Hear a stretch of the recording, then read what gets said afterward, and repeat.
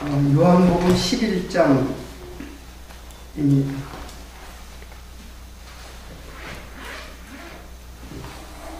11장 1절부터 초반부만 좀 읽도록 하겠습니다.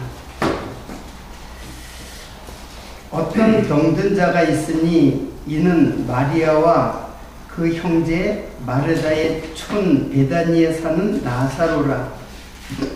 이 마리아는 향유를 주께 붓고 머리털로 자기의 발을 씻기던 자요, 병든 나사로는 그의 오라비로라.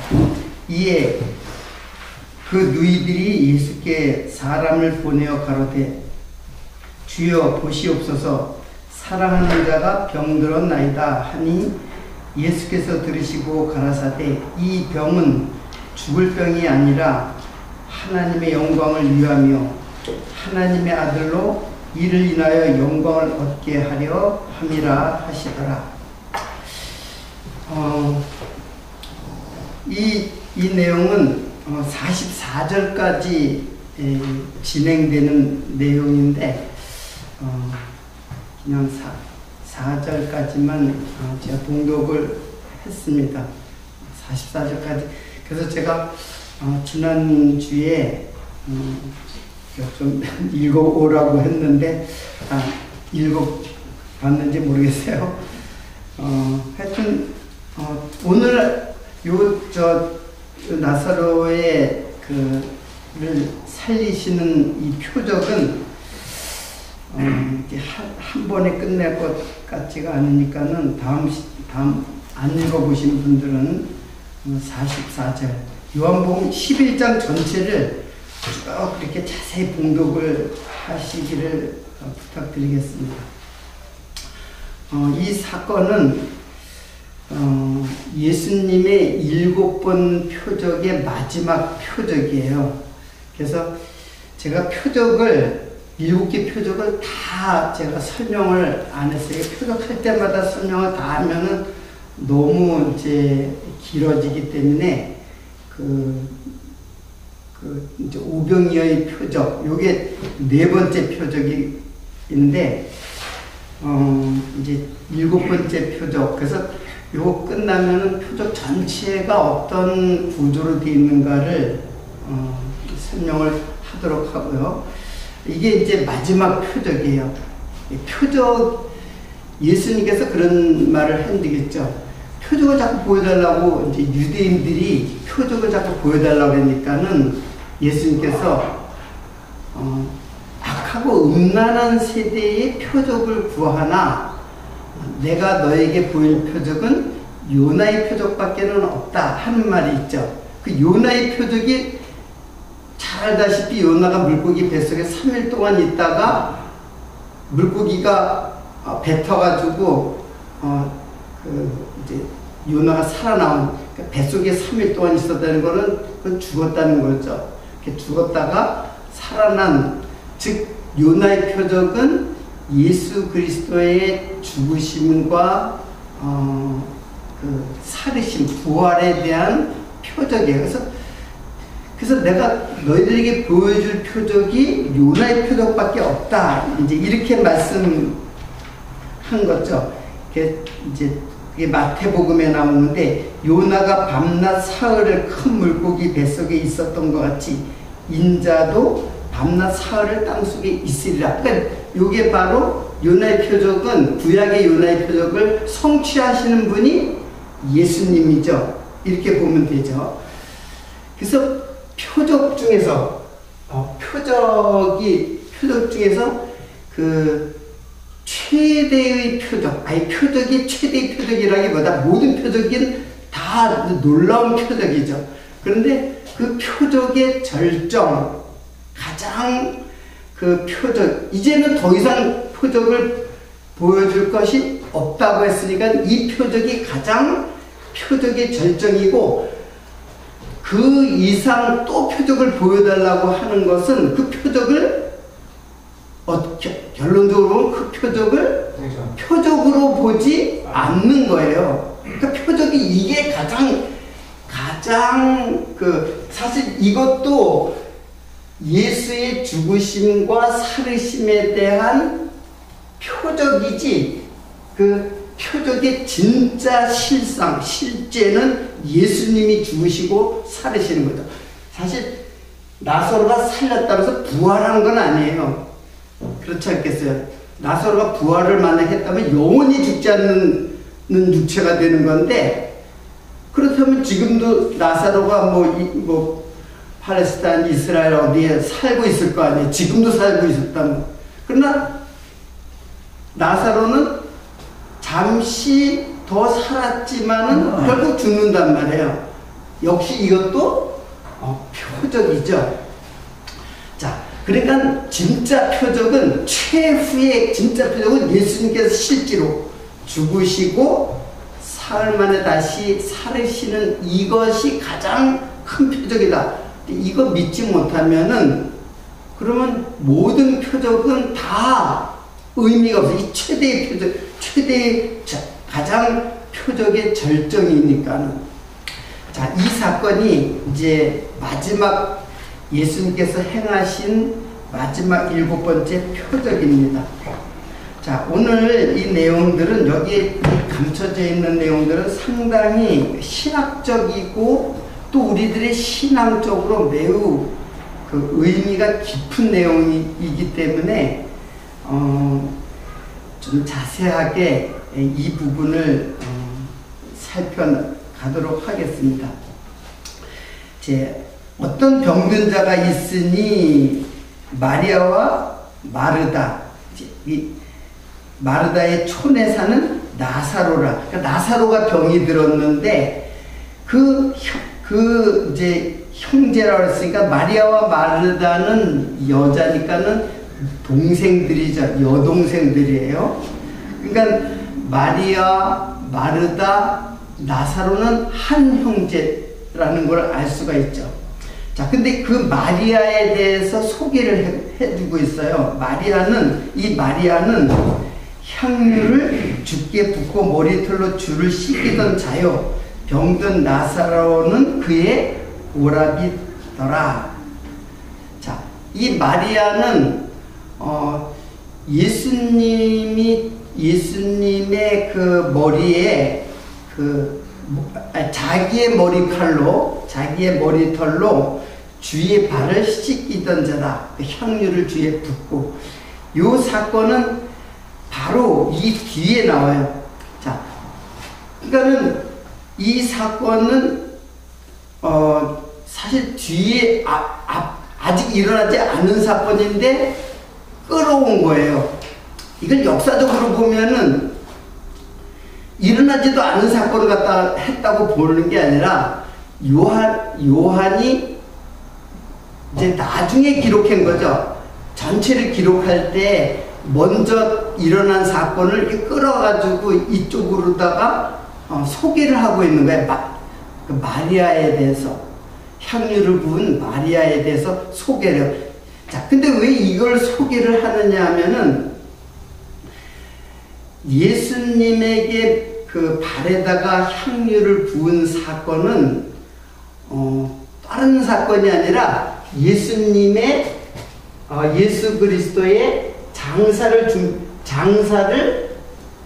준비하는 것이다 라고 이제 그 뒤에 나와요. 그러니까는 지금 이거 뭐 설명할 건 아니지만 이렇게 소개를 하고 있다. 그러니까 즉 예수님이 죽으심을 장사하는 준비로서 향유를 부었어요. 그래서 다른 제자들은 막 비난을 하죠. 그거 이렇게 비싼 거 갖다 이렇게 거기다 발에다가 붓는, 예수님 발에다 붓느냐, 불쌍한 사람 도와주지, 이런 이야기를 하는 게 나와요.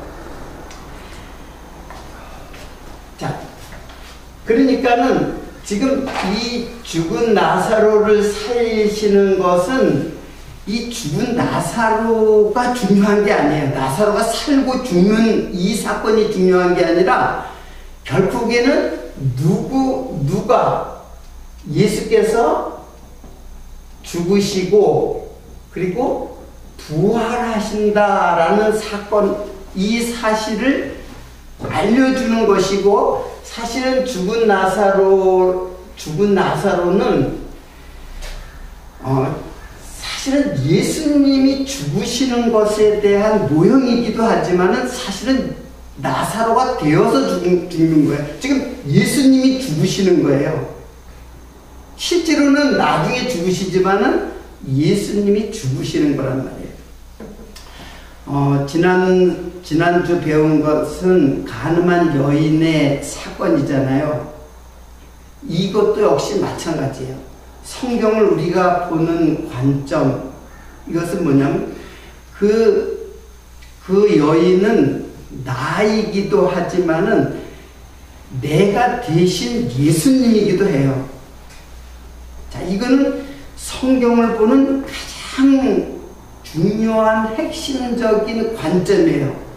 자, 성경은 예수에 대하여 기록했죠. 예수에 대하여 기록했어요.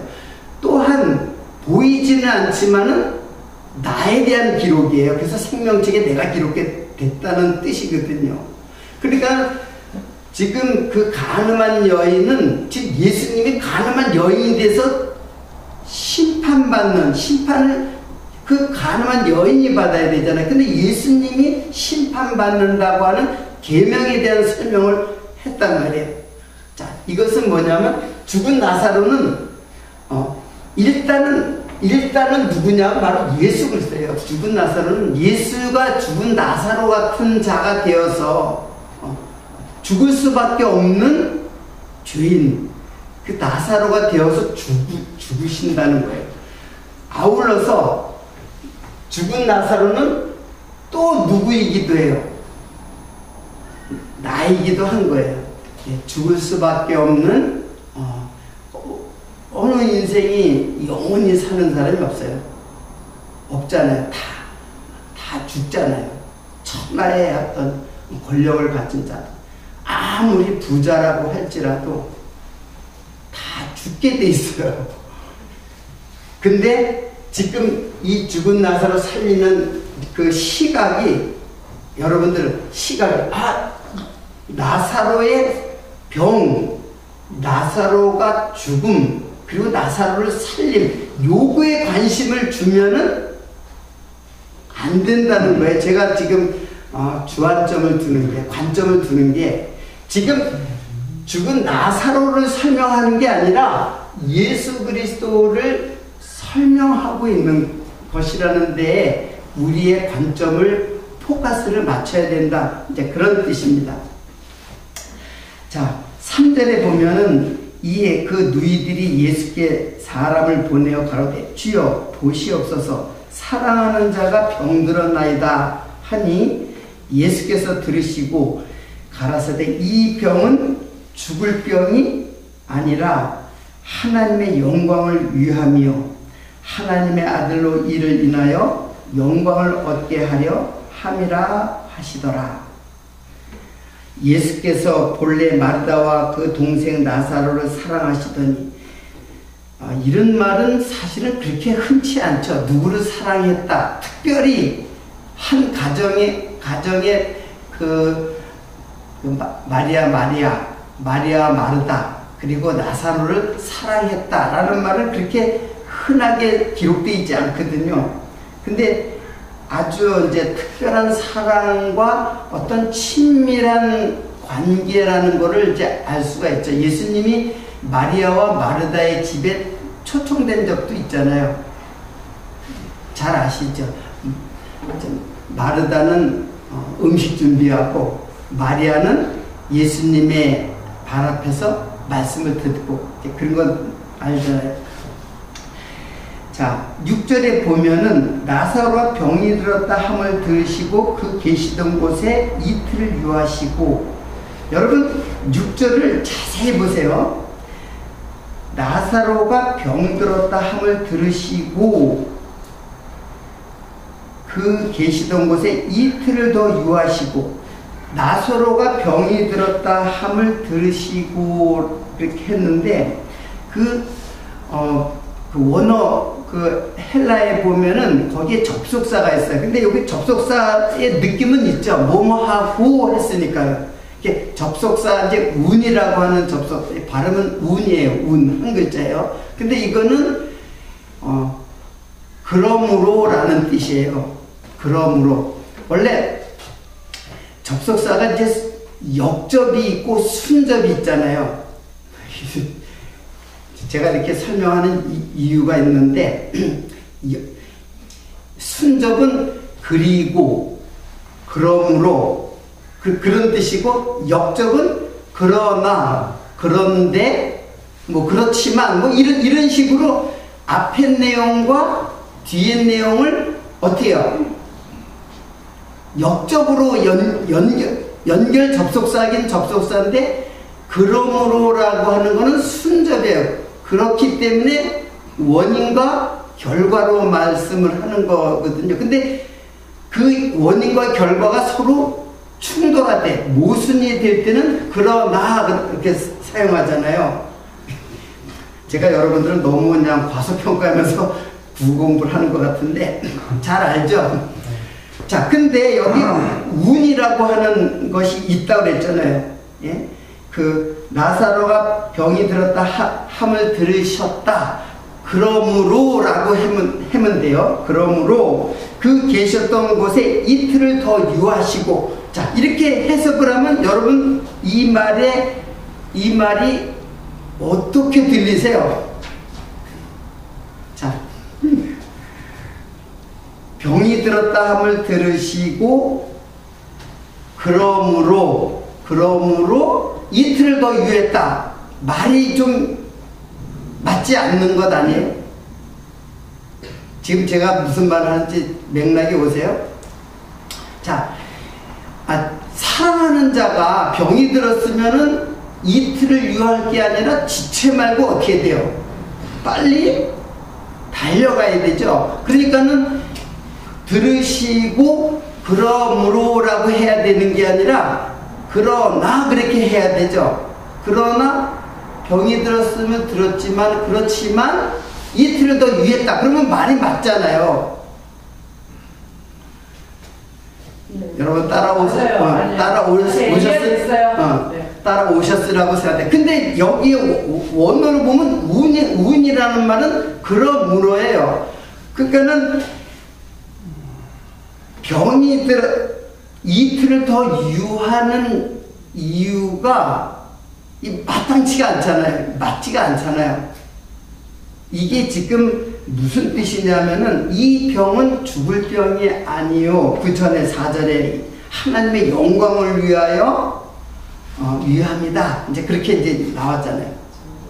자, 제가 좀 어렵게 얘기한 것 같아요. 좀 쉽게 얘기할게요. 이틀 유해야 될 게 아니라 지체 말고 빨리 가야 되는데 그러므로 그러니까 일부러 지체했다는 뜻을 말하는 거예요. 빨리 갈 수도 있는데 병이 들었다 하면 듣고 그냥 지체를 한 거예요. 이틀을. 자, 그러는 사이에 죽었거든요. 나사로가. 그 이틀을 유하는 그 사이에 죽었어요. 그러니까는 예수님의 의도는, 예수님이 뭐 못할 게 없는 분이잖아요. 근데 예수님의 그 의도는 나사로가 죽기를 기다렸다는 것밖에는 안 되는 거죠. 네. 네. 여러분 이해했으리라고 생각해요. 그러니까 완전히 죽음으로. 그래서 결국 나중에 가보니까 이제 나사로는 냄새가 난다. 이제 부패가 돼가지고 시체가 부패돼가지고 냄새가 난다. 그러니까 완전히 죽은 거죠. 원래 죽은 것을 확인하는 것이라고 보면 돼요. 완전히 죽은 자를 살리시는 예수님의 그 표적을 보이시려고 하는 거예요. 그리고 이제 유대인들의 그 풍습 속에는 3일 갖다가 이렇게 두게 돼 있어요. 우리도 마찬가지예요. 우리도 3일장이라는 게 다 사실은 성경으로부터 이렇게 나온 거예요. 알게 모르게 우리나라의 자체적인 풍습이라기보다는 다 여기 성경에서 나온 거예요. 그거는 어느 민족이든지 그 사이에 혹시 살아날지 모른다고 하는 그 기대감이 있었던 거예요. 영혼이 완전히 육체로부터 분리돼가지고 3일 동안 이렇게 맴돌다가 다시 깨어나는 사람도 간혹 있단 말이에요. 그러니까 죽음을 확인하지 못하고. 그래가지고 이제 3일장, 우리나라도 3일장 이렇게 하는데, 마찬가지에 거기도 이제 그런 의미, 그래서 예수님께서 3일 동안을 이제 묻혀 있었다가 죽은 자로 있다가 이제 부활하실 것에 대한 내용이죠.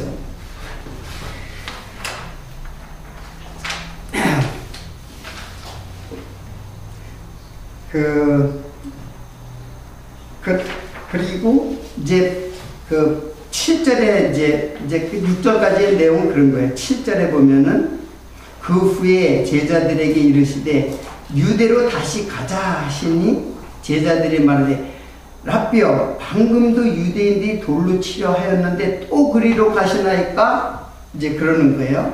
그러니까는 예수님께서 이제 이틀을 더 유하시고 그 다음에 이제 유대로 가자는 거는 바로 나사로가 있는 그 베다니, 거기가 이제 유대 땅이 있는데 이제 그 전에 보면은 이제 거기를 이제 떠났거든요. 유대를 떠났어요. 요단 저편 세례 주던 곳을 떠났다고 이제 40절에는 이제 그렇게 나와요. 10장 40절에. 그러다가 이제 유대로 가자. 왜? 나사로를 어떻게 하려고? 이제 살리려고 이제 유대로 가자고 하는 건데, 제자들이 방금도 유대인들이 돌로 치려고 했는데 그리로 가시려고 하나이까? 그 돌로 치려고 했던 것은 소경의 눈을 띄었을 때 이제 나와 하나님은 하나이다, 막 이런 말을 하니까는 유대인들이 돌을 들어 치려고 했던 거예요. 그러니까는 유대로 가면은 그 위험한데 왜 선생님 거기 왜 다시 가시려고 합니까? 이제 그러니까는 드디어 예수님께서 이제 이런 말 하십니다. 예수께서 대답하시되 낮이 12시가 아니냐? 사람이 낮에 다니면 이 세상의 빛을 봄으로 실족하지 아니하고 밤에 다니면 빛이 그 사람 안에 없는 거로 실족하느니라. 이 말씀을 하신 후에 가라사대 우리 친구 나사로가 잠들었도다. 그러나 내가 깨우러 가노라. 뭐 이런 말이에요. 그러니까 제자들은 지금 막 혼동이 막 오는 거예요. 자, 여기서 낮이 12시가 아니냐, 이제 그런 말을 하죠. 낮이 12시가 아니냐. 여기 낮이 12시, 지금 뭐 우리나라도 12시면 낮인데 그런 뜻이 아니라 이게 낮이 12시, 물론 12시 12시간이라는데? 그리고 정확하게 맞아요. 제가 설명하려고 했는데 12시 때를 말하는 게 시간이에요. 거기는 근데 다른 이게 번역이 이제 앞으로 계속 뒤로 나오는 번역이 좀 잘된 부분도 많이 있어요. 시간이다. 그러니까 이거는 뭘 말하냐면은 여러분 낮이라는 말이 제일 먼저 어디에서 나올까요? 낮이라는 말이 제일 먼저 어디에서 나와요? 창세기 1장 5절에 보면 빛을 뭐라 했어요? 빛을 낮이라 하고 어두움을 밤이라고 이제 했죠. 그러니까 요 빛하고 빛은 낮을 만드는 것이거든요. 그리고 이 빛은 자세히 이제 보세요. 이 창세기를 보는 방법이에요. 빛은 역시 예수 그리스도예요. 창세기에서 예수 그리스도를 발견하지 못하면은 그건 창세기 읽으나 마나 자연계시 보는 거, 역사를 보는 것밖에 안 돼요. 빛은 예수 그리스도란 말이에요. 그러니까 빛이 있는 곳이 낮이에요.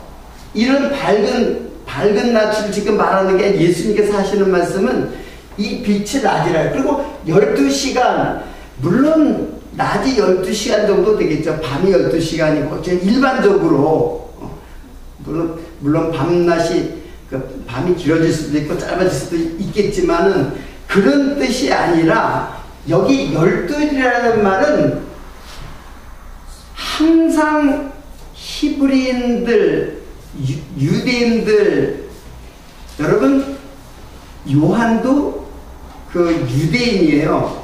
그래서 비록 그 당시에 헬라말을 쓰고 있지만 유대적 그 개념과 사상이 있단 말이에요. 그래서 모든 숫자는 그거를 의미로 알아야 돼요. 그리고 특히 요한은 모든 숫자를 의미로, 특히 계시록 같은데 그래요. 의미로다가 그걸 보지 않고 그냥 12시간, 한 12시간이라고 하는 시간 이렇게 보면은 안 돼요. 자, 그러니까 12시간이라는 거는 이거는 하나님의 백성이에요. 항상 구약에 보면 야곱의 12아들, 그게 이스라엘 백성이잖아요. 그리고 그게 12지파, 그리고 신약에 가서 12사도 제자, 이게 다 12이라는 거는 하나님 백성을 상징하고 있어요. 항상 12이라고 나오면은 이거는 그러니까 여러분들이 성경을 볼 때 그런 감각이 있어야 돼요. 그냥 12로 보면은 그건 아직까지 까막눈이에요. 그러니까 아무리 성경을 100번, 1000번 읽어도 의미는 전혀 들어오지 않는 거예요. 그러니까는 낮이 12시다. 그러니까 낮이라는 거는 누가 만들었냐면 빛이 만든 거예요. 예수님이 만든 거예요. 예수님이, 그러니까 결론적으로 말하면 예수와 함께 예수 안에 들어가는 자가 빛 안에 들어간 자가 낮에 다니는 자예요. 그래서 거기에 그러는 거예요.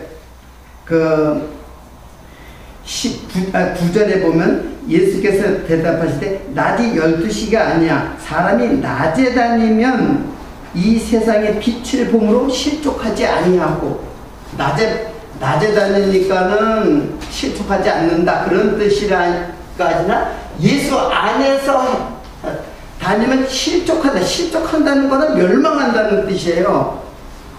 멸망한다는 뜻이에요. 그러니까 예수 안에 들어가서 빛에 거하면은 멸망하지 않는다 그런 뜻을 갖고 있단 말이에요.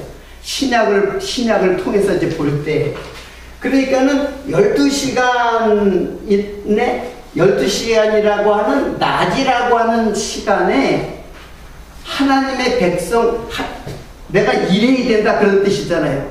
내가 일해야 된다. 언제?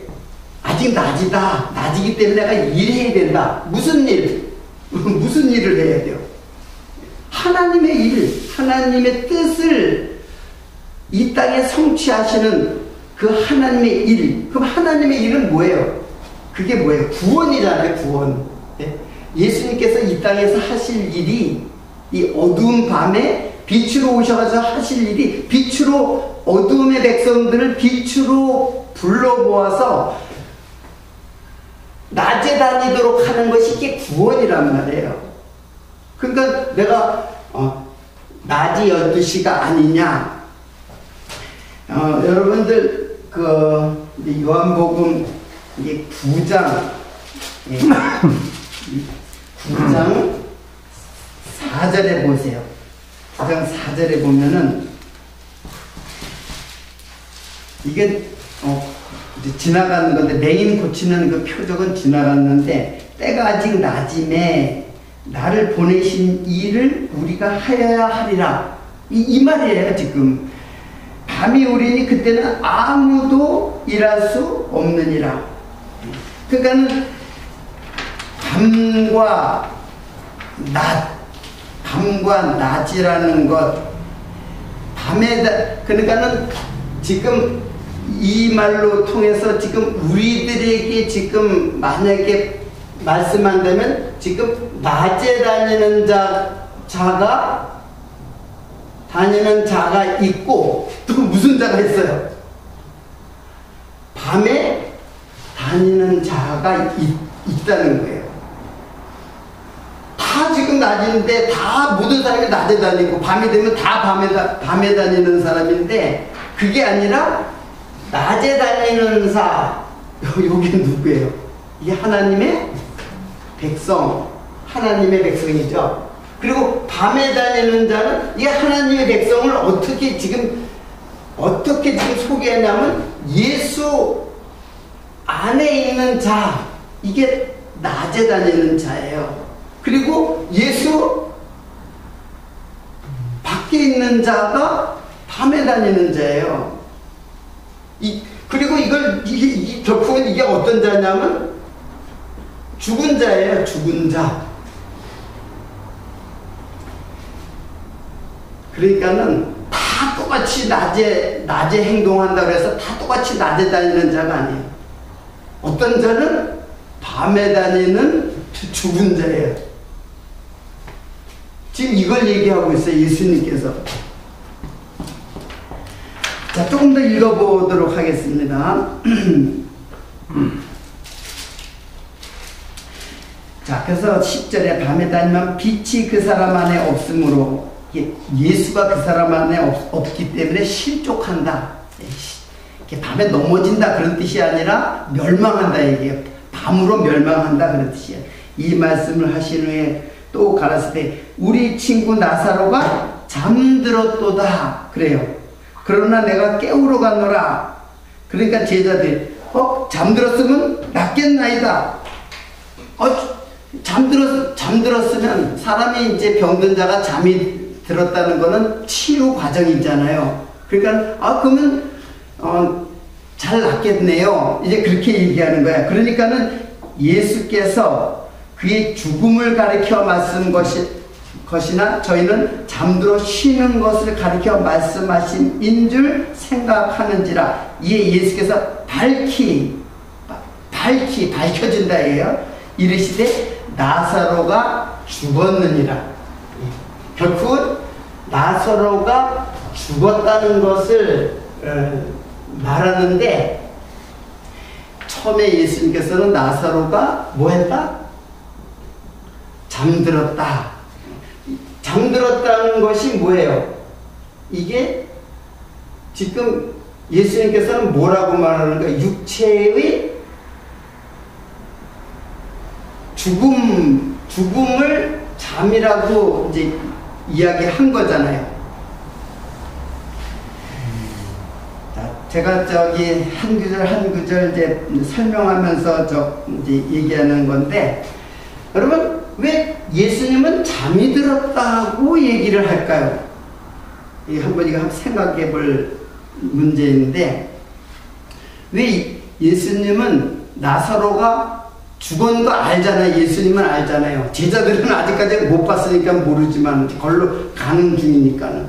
근데 나사로가 잠들었다. 그러면 잠들었으면 이제 낫겠네요. 그러니까 아니다. 예수님께서는 나사로가 죽은 것을 말하는 것이다. 그래서 결국에는 밝히 말해서 죽었다 얘기하는 거예요. 자, 그러면 왜 예수님은 죽음을 잠이라고 표현했을까? 라는 거예요.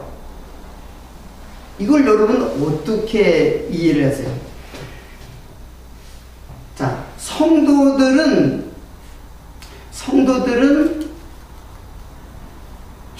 지금 아까 여기 밤과 낮에 통해서 밤에 다니는 사람, 낮에 다니는 사람을 얘기하면서 낮에 다니는 사람이 이게 죽은 자라면 이거는 뭐예요? 산자죠. 낮에 다니는 사람은 산자란 말이에요. 근데 여러분들 살았어요? 죽었어요? 여러분들 살았어요? 죽었어요? 지금 제가 말하는 건 육체의 그 죽음을 말하는 게 아니라 예수님께서는 뭐라 했어요? 이게 그러니까 죽음이라는 것. 자, 기초부터 얘기해. 죽음, 우리는 다 태어날 때 어떻게 태어나요? 다 죽은 자로 태어나요. 왜? 이거는 누구의 죽음이에요? 예? 이거는 하나님께서 아담에게 너 그거 먹는 날에는 정령 죽으리라 했죠. 선악지식 나무 먹으면 죽으리라 했죠. 근데 아담이 죽었나요? 살았나요? 그 말을 듣고 바로 즉시 죽었나요? 아담은 930세나 살았어요. 아담은 930세나 살았어요. 그러니까 이거 아담을 창조한 다음에 선악과를 따먹고 너 정령 죽으리라 했는데 아담은 930년이나 살았어요. 그럼 하나님 말씀이 어떻게 된 거예요? 부도난 거죠. 하나님이 거짓말한 거란 말이에요. 하나님이 거짓말할 리는 없죠.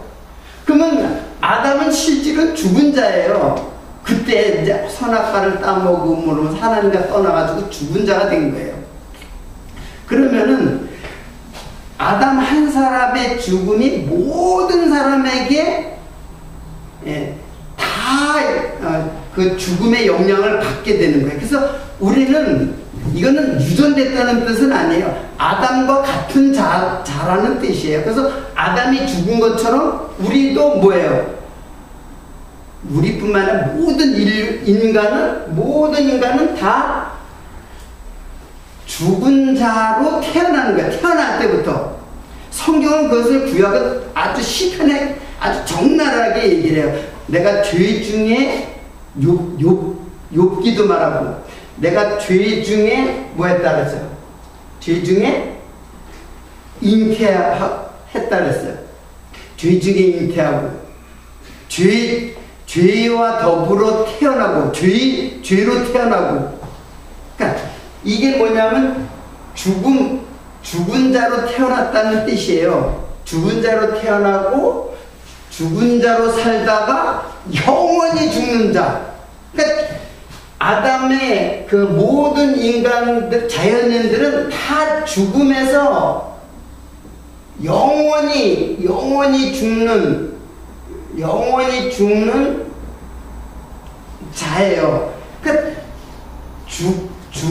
죽은 자로 태어나서 죽은 자로 살다가 영원히 죽는 거. 그래서 이 영원히 죽는 거를 둘째 사망이라고 그래요. 이게 계시록에 보면 불못, 둘째 사망. 그러니까 육체가 죽을 때 불못으로 간다는 거, 둘째 사망이에요. 그러면 첫째 사망은 뭐겠어요? 우리는 첫째 사망을 이제 우리가 육체의 죽음이라고 하는데, 우리는 자세히 보세요. 우리 일생이에요. 이게 이제 태어나서 이게 이제 죽음 때까지. 근데 언제 산자가 되었어요?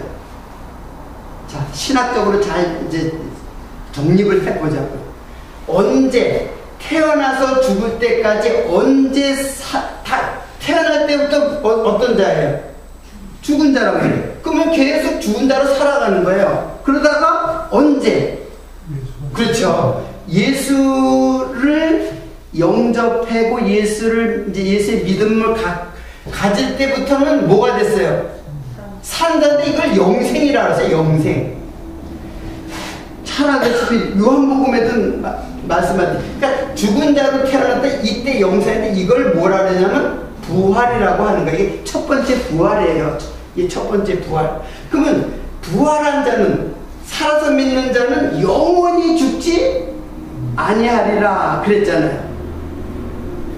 영원히 죽지 아니하리라 그랬잖아요. 그러니까 우리는 지금 여기를 살아가잖아요. 그렇죠?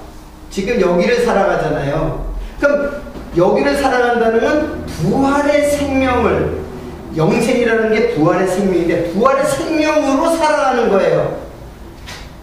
그러니까 여기 죽음이 있을 수 있어요, 없어요? 여기에 만약에 이게 계속 되는 거거든요. 영생이라는 거는, 이거는 시간의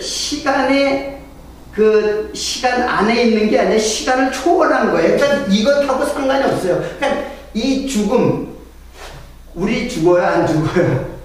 죽죠. 죽는데 이게 무슨 거예요? 쉽게 말하면 육체의 죽음이란 말이에요. 근데 예수님께서는 뭐라는지 이거 뒤에 나오지만 살아서 믿는 날 영원히 산다고 그랬어요. 영원히. 그럼 영원히 산단 말이에요. 그럼 죽음이 있을 수 있어요, 없어요? 죽음은 없잖아요. 영생이라는 말 속에는 죽음이 없는 거예요. 그러면은 이 죽음을 지금 예수님께서 뭐라고 말씀하냐면 이거를 뭐라 했어요? 잠잔다 이게 죽은 게 아니다 이게 잠잔다 이게 깨우러 간다는 것은 부활시키겠다는 뜻이 이제 있는데 지금 예수님께서 하신 말 나사로가 잠이 들었다고 하는 것은 그냥 표현이 아니에요. 어떤 수사학적인 표현이 아니라 신학적인 중요한 것이에요. 그러니까 이 말은 뭐냐면 지금 여러분들과 나의 생명이 부활의 생명인데 이 부활의 생명은 영원히 죽는 게 아니에요. 제가 금요일날 내 후배 어머니가 돌아가셔가지고 장례식에 갔더니 장례식에 갔더니 그냥 장례식장들이 꽉 찼어요. 거기 그냥 굉장히 넓은 호반지역 여기 있게 있는 건데 굉장히 주차장이 넓은데 주차장에 차들이 밤인데 그냥 꽉 찼어요. 엄청나게 사람이 많이 죽고 있는 것 같아요. 춘천에도. 그런데 거기서 그 분위기는 어떨까요? 오늘 시간이 나는데 분위기는 항상 장례식의 분위기는 그렇게 이렇게 유쾌하지는 못하죠. 우울하고 침통하고 혹 젊어서 죽으면은 막 비통해가지고 막 울고 막 그러는데 성도는 어때요? 성도는 죽은 게 아니에요. 잠잔다는 거예요. 그래서 죽음이라고 이야기를 하더라도 이게 죽음, 육체의 죽음, 그 날마다 죽노라 하는 거는 그 육체가 갖고 있는 소욕의 욕심의 그 소욕이 죽어서 그 속이 완전히 죽는 것이 육체의 죽음이라고 표현을 할 수는 있지만 실제로는 죽음이 있어요, 없어요? 이미 영생하고 부활한 자에게는 영원히 죽지 않는 거예요. 영원한 생명이란 말이에요. 영원한 생명이라는데 뭐가 죽어요? 코로나 때문에 여러분들 죽기가 많이 두려움도 있고 그렇잖아요. 그래서 우리들에게 죽음이 없는 거예요. 죽음이 없고 그냥 여러분들 코로나 걸리면은 그냥 좀 앓다가 좀 하면 낫지. 근데 어떤 사람은 실제로 죽잖아요. 그 죽으면 하나님과 함께 이제 함께 하는 것이고 너무 삶에 대해서 너무 두려워할 필요가 없죠. 그 두려워하는 거는 왜 두려워하느냐 하면은 죄의 종이 됐기 때문에 두려워하는 거예요. 그래서 두려움이 오는 거예요. 죄와 사망이 두려움. 그게 종의 영을 받은 자예요. 종의 영을 받은 자는 죄와 사망의 종이 되었기 때문에 그걸 두려워하는 거예요. 그 사망을 두려워하는 거예요. 그러나 영원한 생명을 가진 자는 죄와 사망의 종이 아니라 생명의 예수의 종이 됐단 말이에요. 그러면 우리들에게는 죽음은 없는 거예요. 둘째 사망이 없다 그랬잖아요.